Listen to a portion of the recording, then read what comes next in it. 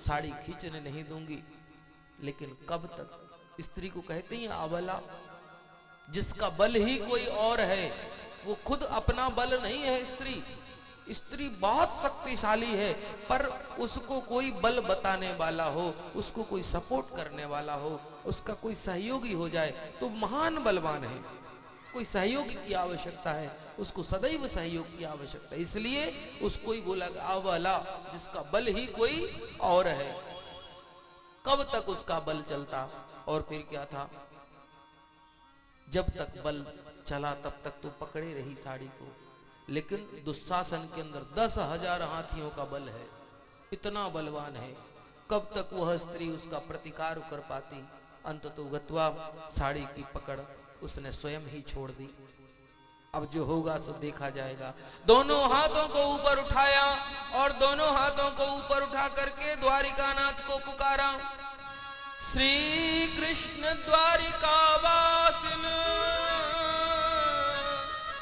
कृष्ण गोपी जनप्रिया कौरवै परिभूता किम न पश्यसि केशवा कौरवै परिभूता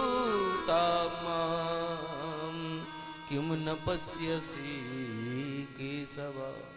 हे केशव, हे द्वारिकानाथ, हे द्वारिकावासी, अब मेरी बल आप ही हो।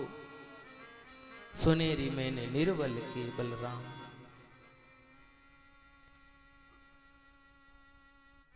आज द्रौपदी ने सोचा कि मेरी लाज बचाने वाले इनमें से कोई नहीं है, पर जो कण कण में समाये हुए हैं उनको मुझे बुलाना चाहिए। और तुरंत ही दोनों हाथों को ऊपर उठा दिया। दोनों हाथों को ऊपर उठा। ये दोनों हाथ उठाने का मतलब क्या होता है? शरणागति। भगवान के सामने अपने आप को उनकी शरण में पहुंच गया हूं, ऐसा मानने वाला। हे प्रभु, मैं आपकी शरण में आ गया। आत्मसमर्पण करने का भाव होता है, अपने आप को समर्पण।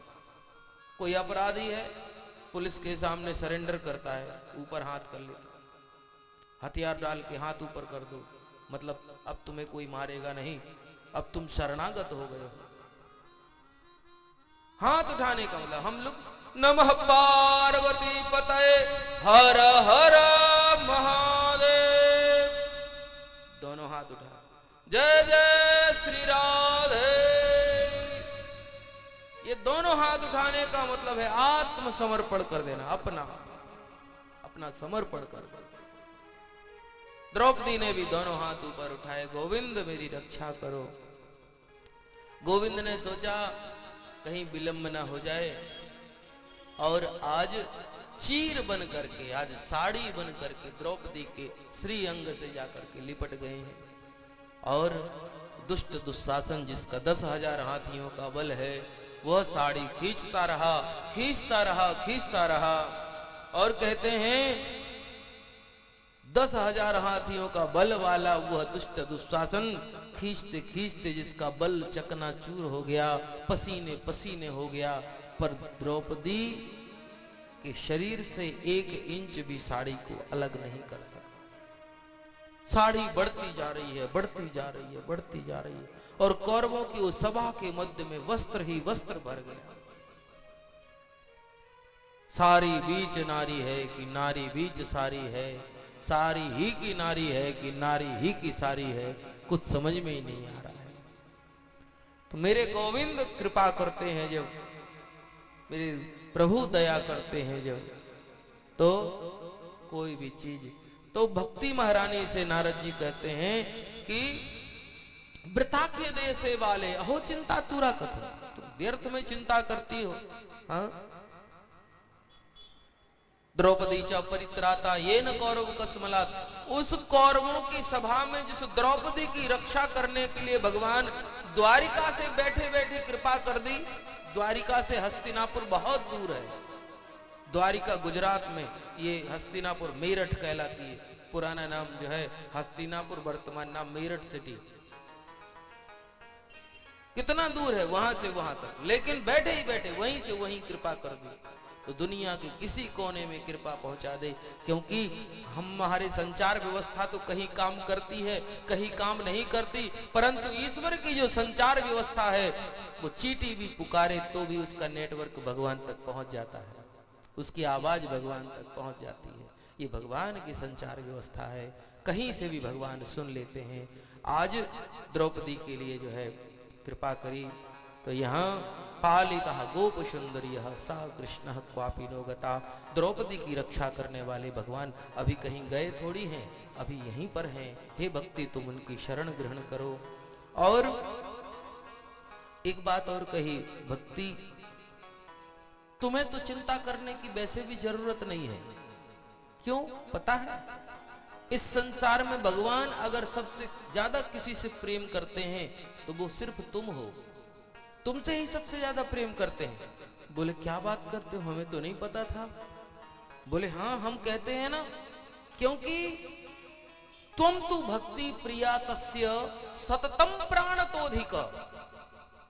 त्वं तु भक्ति प्रिया तस्य सततम प्राणतोधिक त्वया हूतस्तु भगवान याति नीच गृहेष्वपि।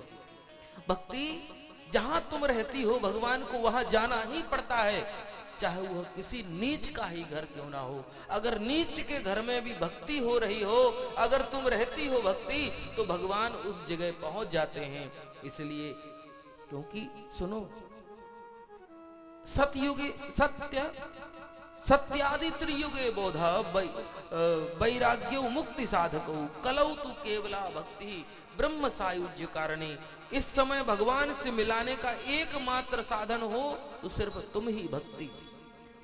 कलयुग में भक्ति के अलावा कोई दूसरा मार्ग नहीं है जिससे भगवान को प्राप्त किया जा सके। कलौ तु केवला, केवल सिर्फ मात्र सिर्फ केवल बोल दिया। कलौ तु केवला भक्तिर ब्रह्म सायुज्य कारणी। ब्रह्म का सायुज्य कराने वाले, भगवान से मिलाने वाला केवल एक ही मात्र साधन है और वह है भक्ति।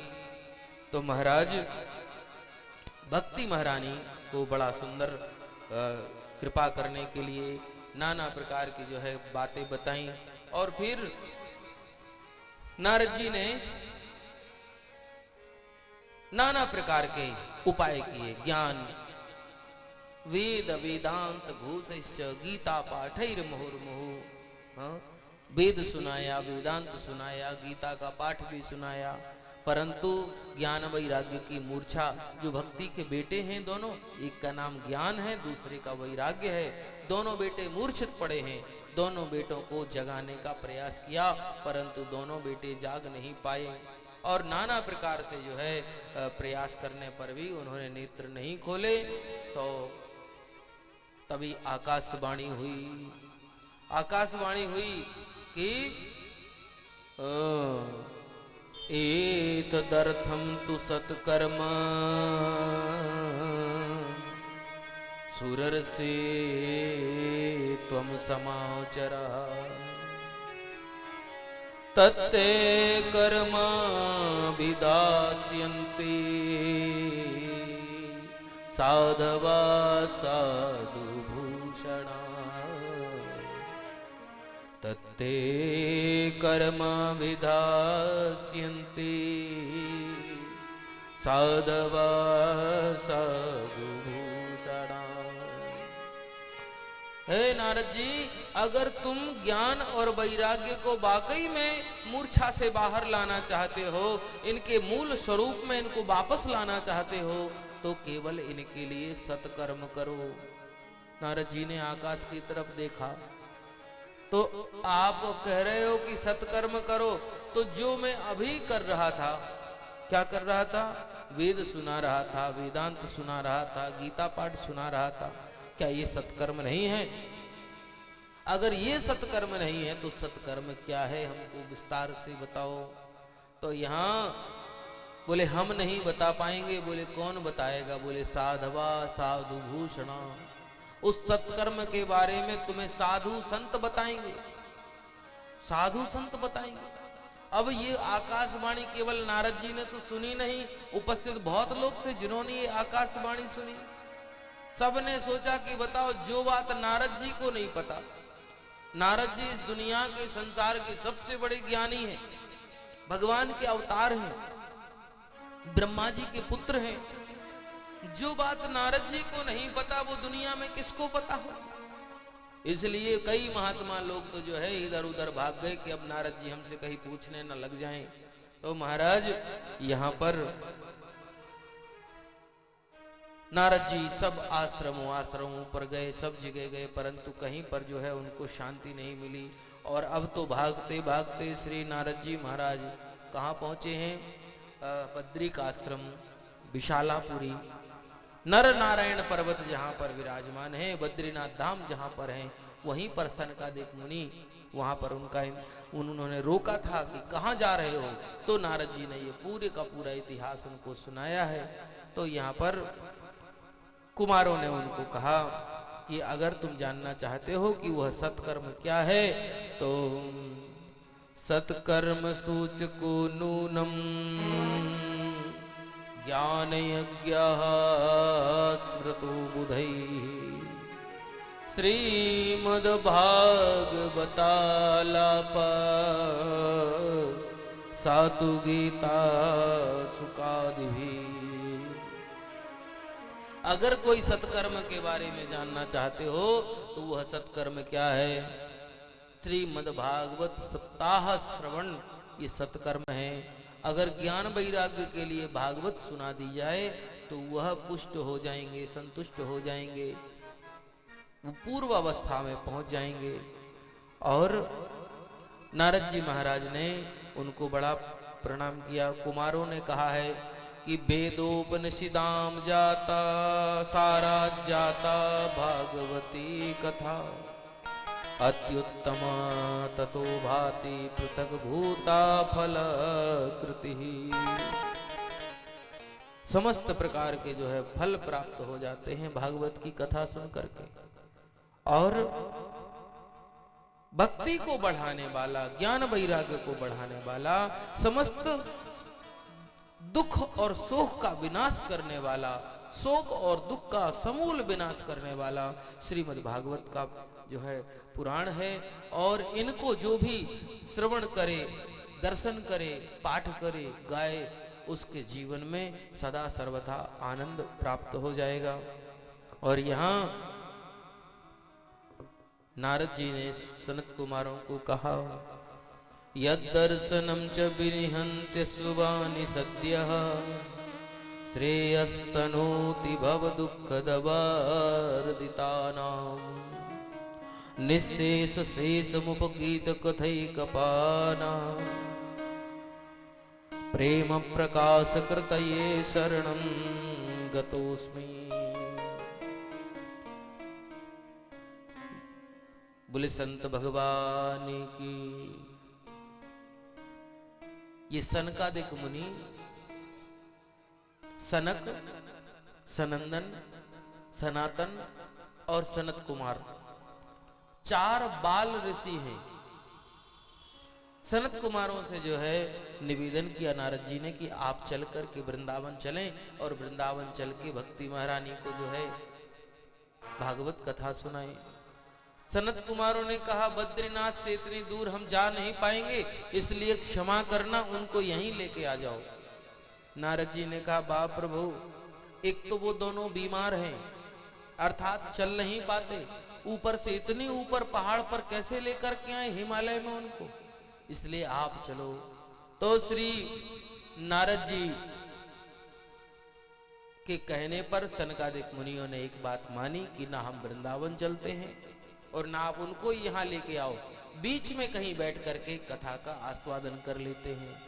तो बीच जो स्थान है वह है हरिद्वार, और हरिद्वार में आनंद नाम के तट पर जो है श्रीमद् भागवत का दिव्य प्रवचन हुआ।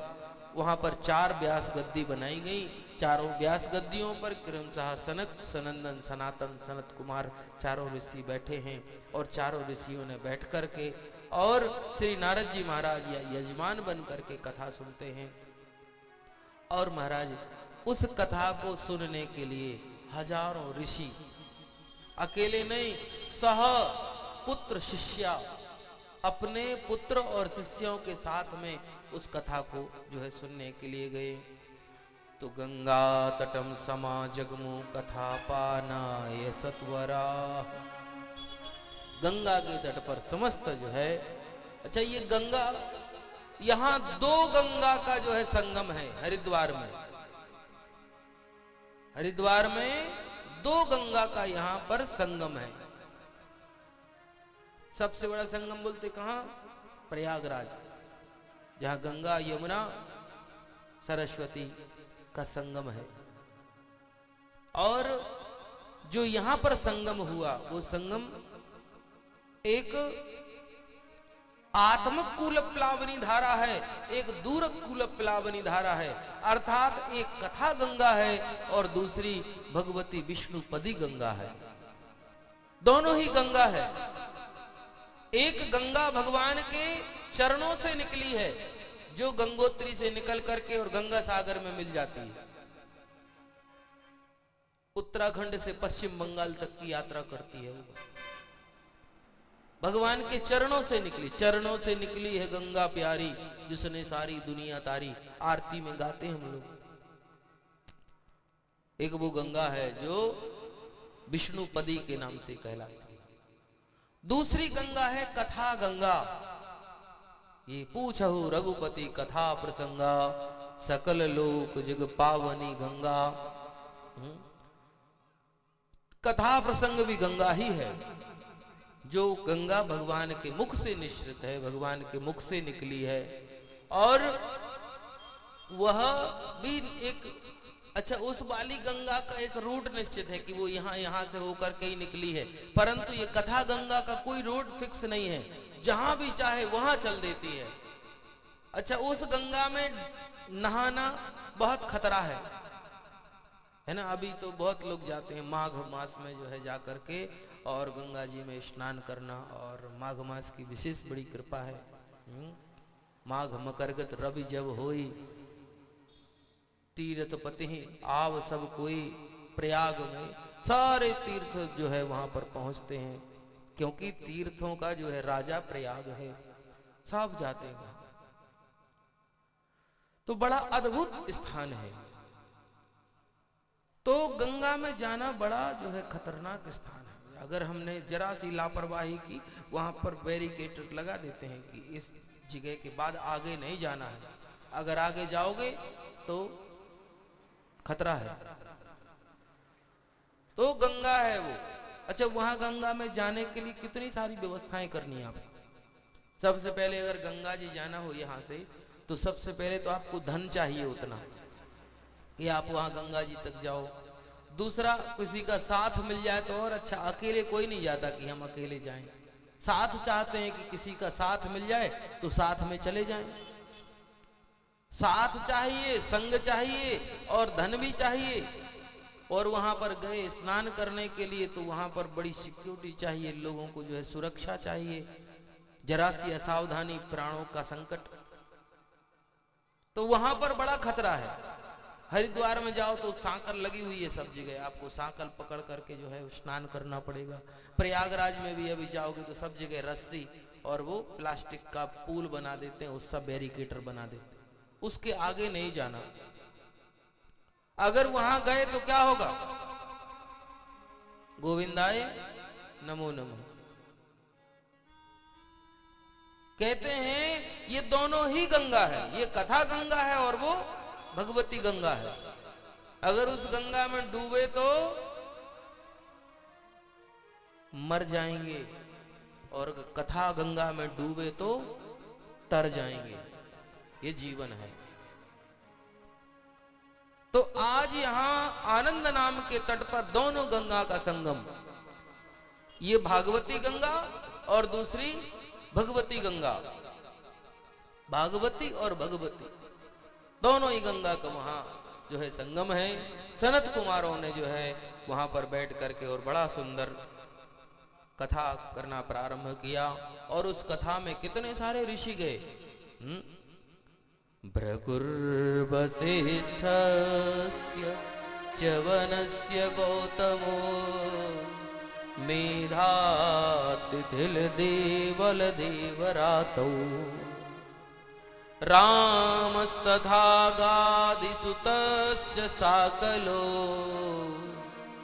मृकण्डुपुत्रात्रिज पिप्पलादः योगेश्वरो व्यासपराशरो च छायासुकोजा जलजह्नुः मुख्या सर्वेऽप्यमे मुनिगणा सह पुत्र शिष्या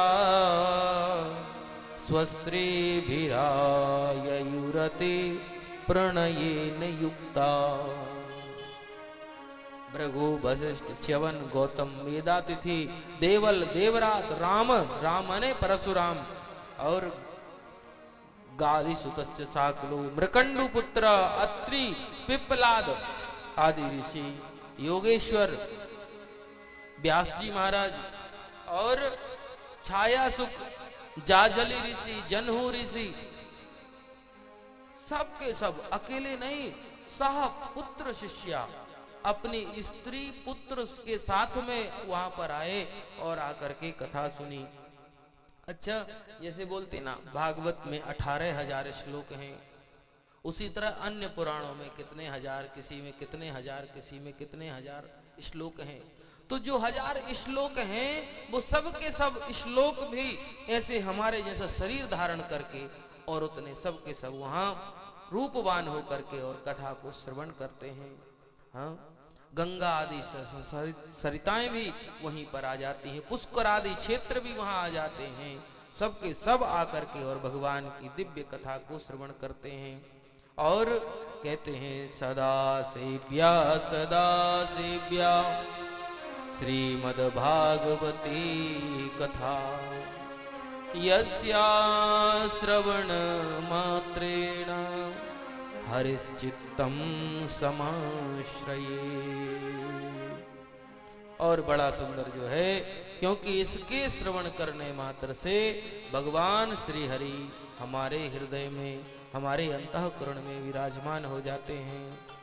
और महाराज यहाँ पर कहते हैं कथा की अगर कोई समानता करे, कथा के फल की कोई समानता करे तो संसार में कोई भी वस्तु कथा के फल के समान नहीं है।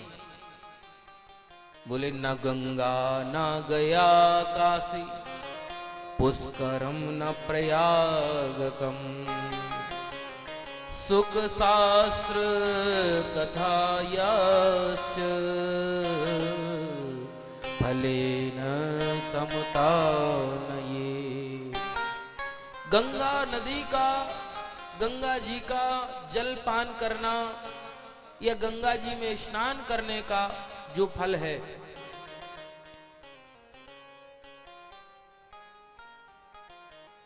काशी में रहने का जो फल है, पुष्कर में जाने का जो फल है, प्रयाग में जाने का जो फल है, उन सब से बड़ा फल जो है वो काय में है, भागवत की कथा सुनने में है।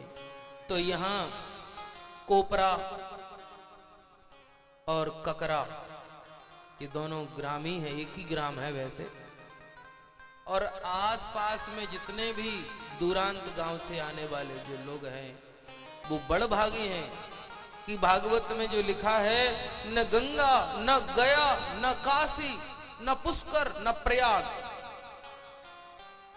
उसमें जो फल नहीं मिलता वह फल केवल कथा में जाने से मिलता है।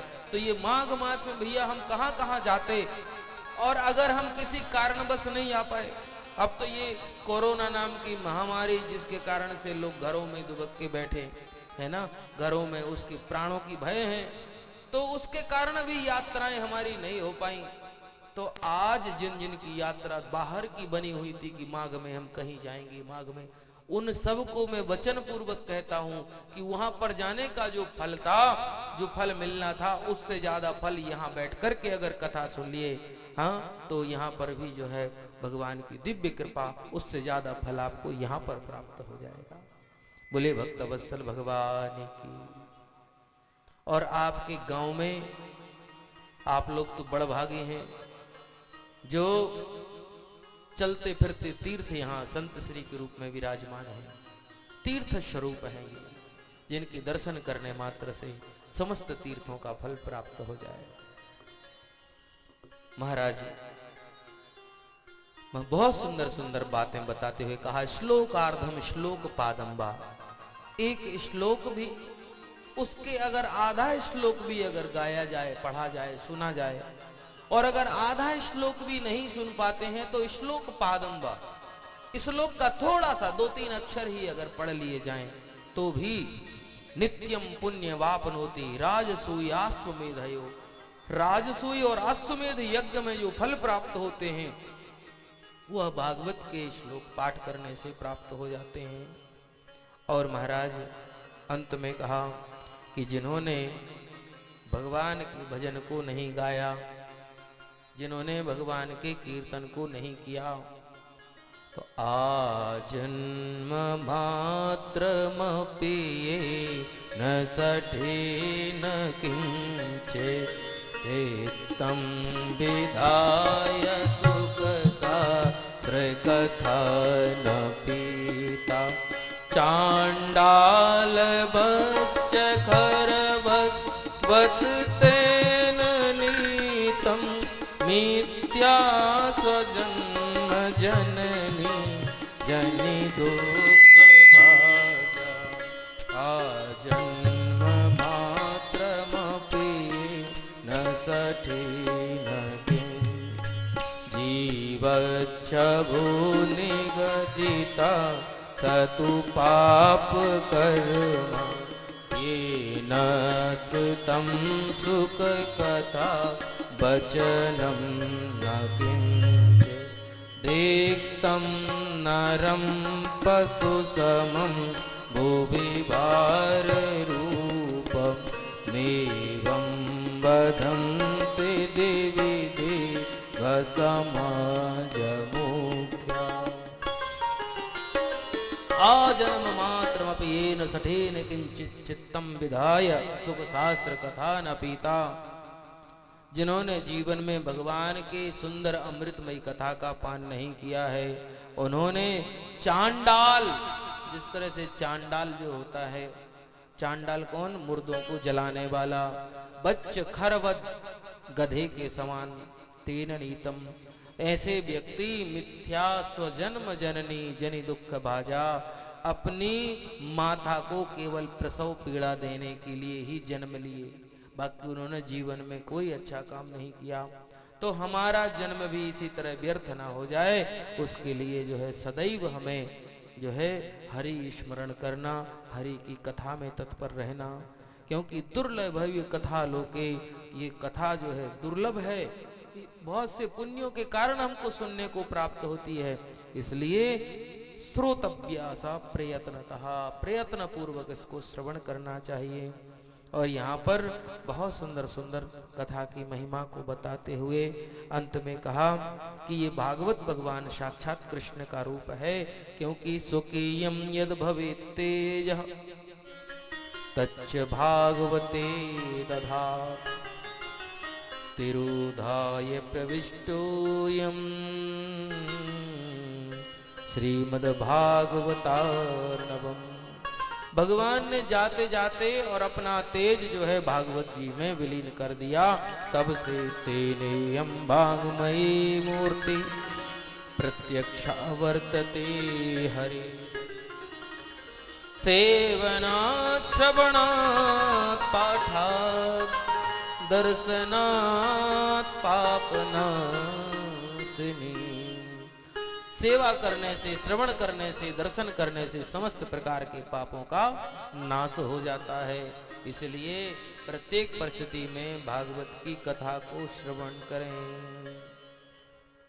बोले भक्तवत्सल भगवान की जय। आगे की कथा में श्री सूत जी महाराज ने सौनकादिक ऋषियों को बताया है कि भागवत सुनने की महिमा क्या है। भगवान भागवत सुनने से कौन कौन लोग तर जाते हैं। सुनो, जिन लोगों ने पाप किए हैं, कौन कौन से लोग भागवत सुनने से तर जाते हैं। तो यहाँ सनत कुमारों ने नारद जी को बताया कि ये मानवा पाप कृतस्तु सर्वदा सदा दुराचार रतः विमार्गदा क्रोधाग्निदग्धा कुटिलश्च कामिना सप्ताह यज्ञेन कलौ पुनन्ति ते। जो मानव सदा सर्वदा पाप करते रहते हैं, सदा दुराचार में लगे रहते हैं, जो क्रोध रूपी अग्नि से सदा खुद ही जलते रहते हैं, जो कुटिल हैं, जो कामी हैं, ऐसे लोग भी अगर भगवान की दिव्य कथा को सुने तो वह मुक्त हो जाते हैं और वह पवित्र हो जाते हैं। दूसरे में बताया सत्येन हीना पितृमात्र दूष कहा, जो सत्य से हीन है, माता पिता की धोखे से भी निंदा कर ली है। तृष्णा कुलाश्चाश्रम धर्म वर्जिता, तृष्णा करते हैं, कुल और आश्रम धर्म की मर्यादा से जो भूल गए हैं, कुल की मर्यादा और आश्रम की मर्यादा को जो नहीं मानने वाले लोग हैं, ऐसे लोग भी अगर कथा को सुने तो मुक्ति को प्राप्त हो जाते। बोले महाराज, ये कुल की मर्यादा क्या होती है और ये आश्रम की मर्यादा क्या होती है, दोनों ही चीजें बताइए। तो बोले कुल की मर्यादा ये होती है कि प्रत्येक व्यक्ति के घर में उसके कुल देव होते हैं, उसके कुल के देव कौन से हैं, कुल की देवी कौन सी हैं। तो हम किसी कारणवश चाहे जो भी परिस्थितियां घटी हों, अगर हमें अपने कुल के देवी देवता का ही नहीं पता कि हमारे कुल में कौन से देवी हैं, कौन से देवता हैं जिनकी हमें पूजा करनी चाहिए, और जो लोग अपने कुल के देवताओं का जो है पूजन नहीं करते, उनको जो है ये अपराध लग जाता है। दूसरा, प्रत्येक कुल के कुछ नियम होते हैं। क्या नियम होते हैं? कुल में कैसे उत्सव मनाए जाते हैं, कुल में कौन कौन सी पूजा की जाती है, कौन कौन से देवताओं की पूजा की जाती है, और वह पूजा कब कब की जाती है, कौन कौन सी तिथि में करनी चाहिए, और उनकी पूजा करने का तरीका क्या होता है। सबके कुलों में पूजन करने का सबका तरीका अलग अलग होता है। इसलिए ये कुल धर्म की मर्यादा कहलाती है, कुलाचार कहलाता है। ये कुल के अनुसार आचरण करना प्रत्येक मनुष्य का कर्तव्य होता है, और अगर कुल के अनुकूल, कुल के अनुसार आचरण नहीं किया तो वह अपराध की श्रेणी में आता है। इसलिए कभी भी कुल धर्म की मर्यादा का उल्लंघन नहीं करना चाहिए। दूसरा होता है कुलाश्चाश्रम धर्म वर्जिता। दूसरा, आश्रम धर्म वर्जित क्या कहलाता है? कुल धर्म वर्जित तो मान गए कि भैया कुल के नियमों का पालन नहीं किया इसलिए कुल धर्म वर्जित, पर आश्रम धर्म वर्जित ये क्या होता है? बोले आश्रम धर्म वर्जित का मतलब है कि हमें नियम पूर्वक, जैसे शास्त्रों में हमारे मनुष्य जीवन को 4 भागों में बांटा गया। 4 भाग कौन कौन से? ब्रह्मचर्य आश्रम 4 आश्रमों में बांटा। ब्रह्मचर्य आश्रम, गृहस्थ आश्रम, वानप्रस्थ आश्रम और संन्यास आश्रम। और चारों आश्रमों को क्रमशः 25-25 वर्ष की अवस्था में बांटा। ये 25-25 वर्ष की अवस्था में 25 वर्ष तक ब्रह्मचर्य, फिर उसके बाद विवाह करे 25 वर्ष के बाद, और फिर 50 साल तक वो गृहस्थी में रहे, केवल 50 साल तक। और 50 के बाद फिर गृहस्थी में रहने की उसको आवश्यकता नहीं है। वो जैसे 25 साल में बड़े मुस्कुराते मुस्कुराते दूल्हा बन गए कि चलो हमारा ये जो है ब्रह्मचर्य आश्रम खत्म, अब हम गृहस्थी में शुरू। मुस्कुराते मुस्कुराते आपने गृहस्थ को स्वीकार किया, उसी तरह मुस्कुराते मुस्कुराते हमें उस गृहस्थ को भी परित्याग करना चाहिए। जैसे ही हम 50 साल के हो जाएं तो 50 साल के बाद मुस्कुराते हुए जो है हमको और वानप्रस्थी हो जाना चाहिए, वन में जाना चाहिए। अब बोले अगर वन में न जा पाए, क्योंकि वन तो अब बचे ही नहीं जहां पर रहा जा सके, तो बोले फिर क्या किया जाए? बोले मन की वृत्तियों को जो है हमें अंतर्मुखी बनाना है, अपने मन को ही वृंदावन बनाना है, मन को ही अपना वन बना लेना है। बोले मन को वन कैसे बनाते हैं? क्योंकि गिनती होती ना, गिनती में 50 के बाद क्या आता है? 51। वन में जाओ, गिनती भी कहने लगते अब यहां मत रहो, वन में जाओ, वाह वन, वन में जाओ। 51 52 51 के हो गए तो अब वन में जाओ। अगर वन में नहीं जा सकते तो घर में ही। परंतु विडंबना ये है कि हम जैसे ही 50 के होते हैं ना, और फिर तृष्णा हमको और ज्यादा भरने लग जाती है। अभी तो ये भी रह गया, अभी तो ये भी रह गया, अभी तो ये भी रह गया, और फिर हम जीने की जो तमन्ना होती है, भोगने की जो तमन्ना होती है, कहते हैं 50 के बाद और बढ़ जाती है। बाकी शास्त्र कहता है कि 50 के बाद आप वन में जाओ, लेकिन हम अंतिम समय तक जो है मतलब चाबी छोड़ना नहीं चाहते घर की, अलमारी की, लॉकर की। अंतिम पल तक चाबी को अपने बांध में ही, अपने अंग में बांध करके रखते। बहुत सारी माताएं आती घर में, मतलब कथा सुनने के लिए आती हैं, तो ताला लगा के आती हैं जैसे घर में, तो 3 बार खींच के देख लेती हैं वो ढंग से लगा कि नहीं लगा। और अगर एक आध बार खींच के नहीं देख पाया तो एक कथा में यही बात याद बनी रहती, ताला खींच के नहीं देख पाए थे, पता नहीं ढंग से लगा है कि नहीं। पूरे दिमाग में वही बना रहता है कि हमने ये सब। तो जैसे जैसे हम बड़े होते हैं, हमारे अंदर की जो कामनाएं हैं और बलवती होने लग जाती हैं, तो हमें वह रोकना है। इसी को कहते आश्रम धर्म की मर्यादा का खंडन करना, अर्थात 50 वर्ष की उम्र के बाद हमें वन में जाना चाहिए। जो लोग नहीं गए उन्होंने आश्रम धर्म को जो है वर्जित, आश्रम धर्म की मर्यादा को खंडन किया। इसलिए ऐसे लोगों को, और 75 वर्ष तक ही वानप्रस्थी रहे, अर्थात वानप्रस्थी के भी कुछ नियम होते हैं। जैसे वानप्रस्थी के नियम होते हैं कि उसके लिए थोड़ी बहुत वस्तुओं का संग्रह आवश्यक है। वन में भी अगर रहेगा तो झोपड़ी बना करके रहेगा, झोपड़ी बना करके रहेगा तो उसमें व्यवस्था के लिए कुछ सामग्री की आवश्यकता होती है, वो सब संग्रह कर सकता है वानप्रस्थी। परंतु सन्यासी के लिए चाहिए कि वह अपने कल के लिए भी, कल के लिए क्या 1 घंटे बाद के लिए भी व्यवस्था करके ना रखे कि 1 घंटे बाद हमें इस चीज की जरूरत पड़ेगी, तो वह हमें चाहिए कि नहीं चाहिए? बिल्कुल नहीं। तो कहते हैं 75 वर्ष के बाद 25 25 25 100 4 भागों में बांटा ना, तो जब 75 चौथी अवस्था प्राप्त हो तो उस समय पे तो व्यक्ति को चाहिए कि हमें कुछ भी कामना नहीं है और हमें एक भी भोग भोगने की इच्छा नहीं है, एक भी वस्तु के संग्रह करने की आवश्यकता नहीं है। जो मिला तो पा लिया, ईश्वर का जो है, ईश्वर की कृपा मान करके जो मिला तो पहन लिया, ईश्वर का प्रसाद समझ के तुम ही निवेदित भोजन करही, प्रभु प्रसाद पटभूषण धरही। हाँ, भगवान को निवेदन करके सारी चीजें करे।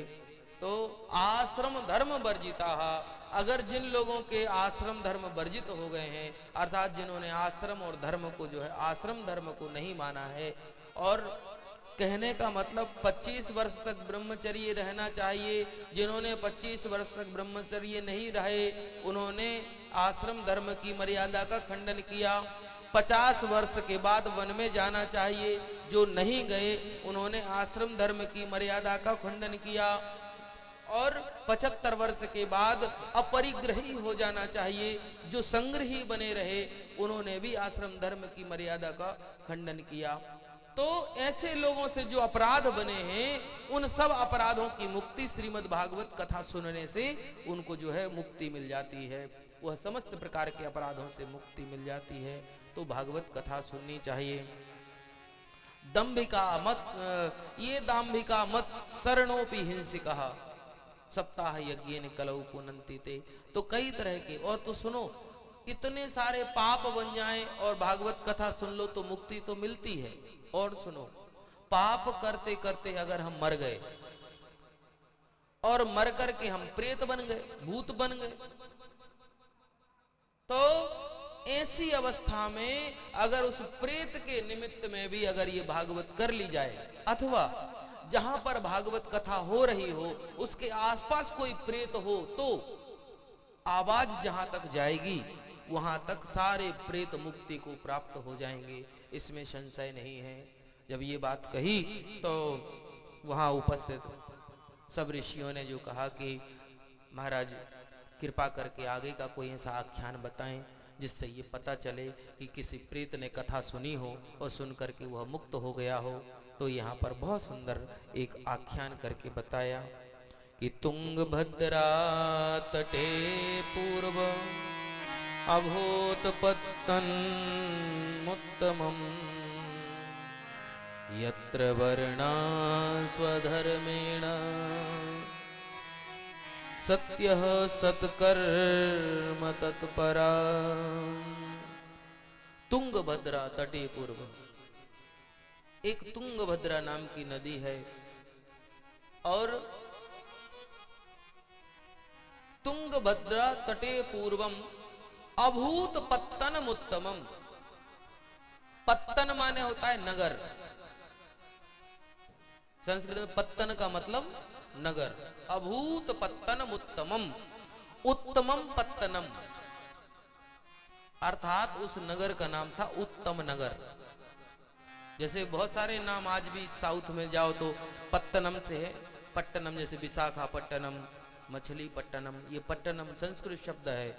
तो ये पट्टनम जो है ये संस्कृत है। तो उत्तमम पत्तनम, उत्तम नाम का जो नगर था वो तुंगभद्रा नदी के तट पर जो है बसा हुआ था और वहां पर सभी प्रकार की वर्गों के लोग जो है एक रस होकर के रहा करते थे।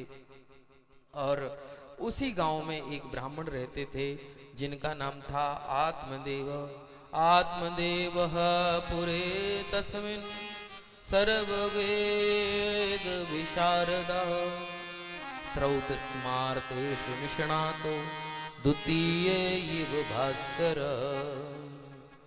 आत्मदेव नाम के जो ब्राह्मण हैं वो बड़े ही श्रौत स्मार्तीय कार्य में जो है बहुत ही निष्णात हैं और कहते द्वितीय इव भास्कर, इतने ज्ञानी हैं कि ज्ञान के लिए वो दूसरे सूर्य कहे जाते हैं। और महाराज इनके लिए समस्त चीजें, इनकी एक पत्नी है जिनका नाम है धुंधुली देवी। धुंधुली का मतलब है जो सदैव लोक वार्ता रता क्रूरा। इसके बारे में बताया है कि धुंधुली जो है वो लोक वार्ता में रत रहती है। हाँ, कि वो किस तरह से कहाँ होता है। क्रूरा प्रायसो बहु जल्पका, बहुत ज्यादा बोलने वाली है।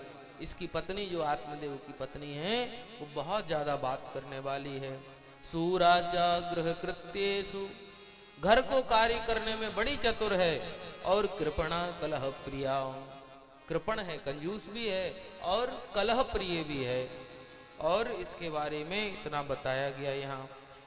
आत्मदेव ब्राह्मण के घर में एक गाय माता भी है जो गाय बहुत दिन से जो है जिसने कोई बछड़ा बछड़ी को नहीं जन्मा है, इसलिए वो गाय भी बांझ है। और आत्मदेव पंडित जी की जो पत्नी है वो भी बांझ है। एक दिन जो है